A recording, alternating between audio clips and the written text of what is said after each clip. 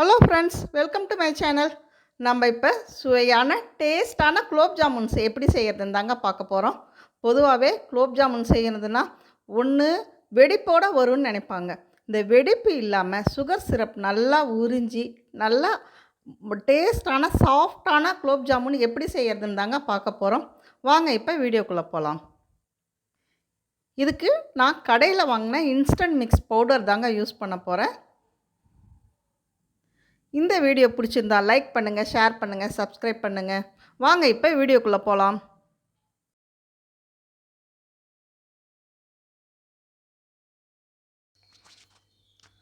இந்த குலோப் ஜாமுன் செய்கிறதுக்கு நான் ரெடிமேட் பவுடர் தாங்க வாங்கியிருக்கேன். பாருங்கள், ஒரு பாக்கெட் ரெடிமேட் பவுடர் வாங்கியிருக்கேன். பாருங்கள், இதுக்கு ஒரு ஸ்பூன் நெய் ஊற்றிக்கலாங்க. இந்த மாதிரி நெய் ஊற்றுறதுனால கையில் பிசு பிசுன்னு ஒட்டாமல் இருக்கும். ஆனால் நெய்யிலே பொரித்து எடுத்த மாதிரி நல்லா மணமாகவும் இருக்குங்க. அதனால் ஒரு ஸ்பூன் நெய் ஊற்றிக்கலாம். நம்ம கொஞ்சம் பால் ஊற்றி நம்ம கலக்கிக்கலாங்க. ஏன்னா பால் ஊற்றும்போது பால் சூடாக இருக்கக்கூடாது, பால் ஆறி தாங்க இருக்கும். நம்ம ஃப்ரிட்ஜில் கூட நம்ம வச்சு எடுத்துக்கலாம். சூடான பால் ஊற்றவே கூடாது, ஆற வச்சு தான் நம்ம ஊற்றணும். பால் ஊற்றி பசையும்போது நல்லா டேஸ்ட்டாக இருக்குங்க.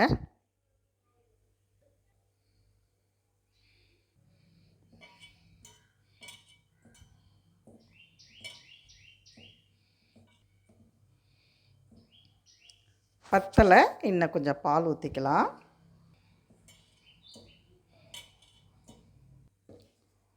மாவை நம்ம அமுத்தி பிசையக்கூடாதுங்க.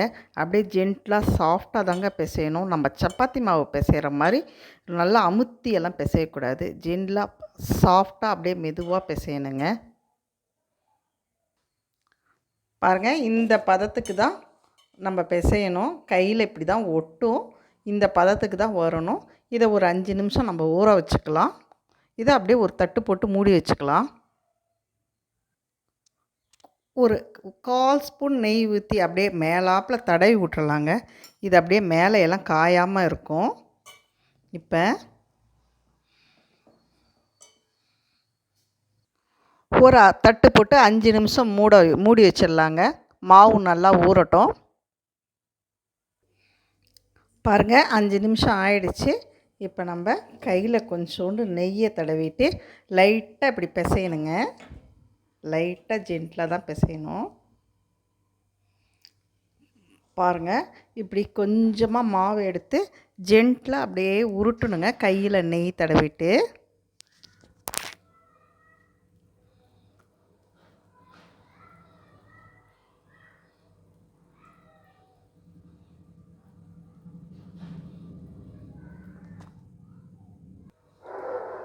பாருங்கள், உருண்டை எந்த விரிசலும் இல்லாத நல்லா அப்படியே சாஃப்டாக வந்திருக்கு. பாருங்கள், இந்த மாதிரி சின்ன பாருங்கள், உருண்டை எந்த விரிசலும் இல்லாத சாஃப்டாக வந்திருக்கு. பாருங்கள், இந்த மாதிரி சின்ன உருண்டையாக உருட்டி வச்சுக்கணுங்க. பாருங்கள், இந்த மாதிரி பொடி பொடியாக உருட்டி எடுத்துக்கலாம். நம்ம இப்போ ஒரு பாக்கெட்டுக்கு 25லேருந்து 35 வரும். இந்த சைஸில் உருட்டினா ஒரு 25லேருந்து 26, 27 தான் வரும். நல்லா குட்டி குட்டியாக உருட்டினா ஒரு 35 வரைக்கும் வருங்க.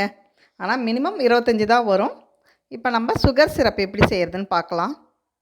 பாருங்கள், இந்த பாக்கெட்டுக்கு நம்ம 700 கிராம் சர்க்கரைன்னு சொல்லி போட்டிருப்பாங்க. ஆனால் நம்ம ஒரு 400 கிராம் சுகர் போட்டாவே போதும். ஏன்னு கேட்டிங்கன்னா பாகு மீதி ஆகிடும். அதுக்காக 400 கிராம் அளவுக்கு நான் போட்டிருக்கேன். உங்களுக்கு அதிகமாக வேணுன்னா போட்டுக்கோங்க. எந்த அளவுக்கு நீங்கள் சர்க்கரை எடுத்தீங்களோ அதே அளவுக்கு நம்ம தண்ணி ஊற்றணுங்க.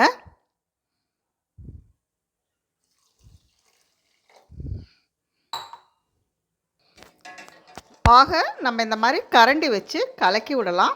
பாகு நல்லா காயட்டும். பாருங்கள், பாகு கொதிக்குது.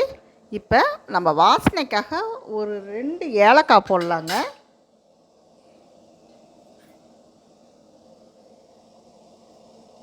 ரெண்டு ஏலக்காய் தட்டி வச்சுருக்கேன், போட்டுக்கலாம். எங்கள் வீட்டில் வாசனை பிடிக்காது, அதனால கொஞ்சமாக போடுறேன். உங்களுக்கு தேவைன்னா இன்னும் கூட 2 அதிகமாக கூட போட்டுக்கலாம்.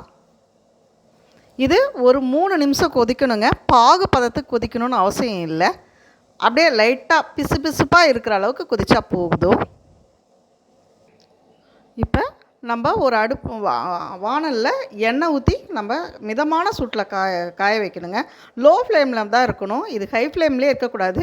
ஹை ஃப்ளேமில் இருந்ததுன்னா அப்படியே உடனே கரிஞ்சிடும், கருப்பாயிடும் உருண்டை. அதுக்காக லோ ஃப்ளேமில் தான் வச்சு மிதமான சூட்டில் வறுத்து எடுக்கணுங்க. இதுக்கு எண்ணெயும் வாசனை இல்லாத எண்ணெயாக நம்ம உபயோகிக்கணும். வாசனை இருக்கிற எண்ணெய் ஊற்றக்கூடாது.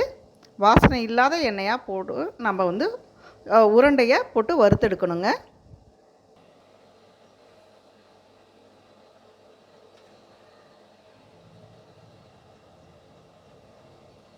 இந்த நேரத்தில் இந்த பாகில் 1 ஸ்பூன் நெய் விட்டுக்கோங்க. இது குலோப்ஜாம் நெய்யிலேயே பொரித்து எடுத்த மாதிரி நல்லா வாசனையாக இருக்கும், மணமாக இருக்கும். இப்போ எனக்கு 5 நிமிஷம் ஆயிடுச்சு. சர்க்கரை பாகு ரெடி ஆயிடுச்சுங்க. கம்பி பதத்துக்கெல்லாம் வேணாம், சும்மா அப்படியே பிசு பிசுப்பாக இருக்கிற அளவுக்கு போதுங்க. பாருங்கள், குலோப்ஜான் உருண்டை குண்டு குண்டாக இப்போ நம்ம சர்க்கரை பாகுக்குள்ளே போட்டுக்கலாம். பாருங்கள், இதை நம்ம ஒரு 20 நிமிஷம் நல்லா ஊற விடணுங்க. ஊற விட்டுட்டா நல்லா மிருதுவாக இருக்குங்க. சூடான இதில் பொரித்த உடனே நம்ம எடுத்து போடும்போது சீக்கிரமாக ஊறி போயிடுங்க. ஒரு 20 நிமிஷம் நம்ம ஊற விடலாம். பாருங்கள், 20 நிமிஷம் ஆயிடுச்சு. நம்முடைய குலோப்ஜான் ரெடி ஆயிடுச்சு. பாருங்கள் எவ்வளோ மிருதுவாக இருக்குது பாருங்கள்.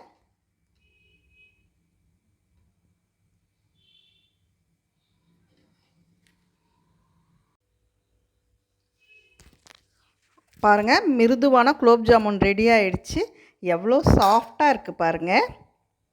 நல்லா நல்லா இப்போ பாருங்கள், நல்லா ஊறி வந்திருக்கு.